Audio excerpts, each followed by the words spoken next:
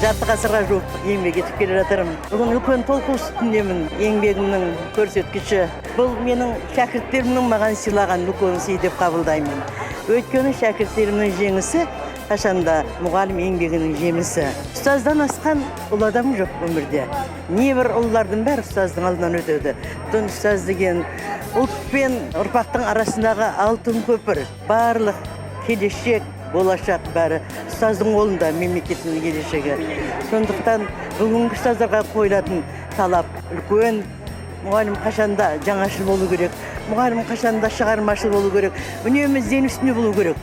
Менің түсінетінім, мұғалім нағыз мұғалім. Мұғалім қызметі тоқтағанша тек қана оқу іздену үстінде болады.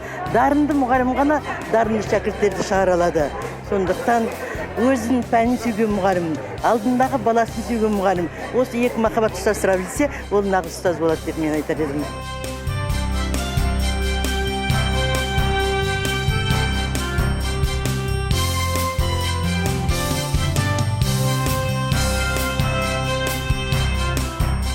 Осы әкімнің сыйлығын алып, үлкен қуанышта болып жатырмыз мерекенің қарсаңында. Бұл енді біздің еңбегіміздің бір бағасы деп есептеймін. Әрине, біздің міндетіміз жеткіншектерді тәрбиелеу болғандықтан, және де соларға білім нәрін сусындату болғандықтан міндетімізді орындап жатырмыз деп ойлаймын. Соның дәлел ретінде бүгін міне сыйлыққа ие болып жатырмыз.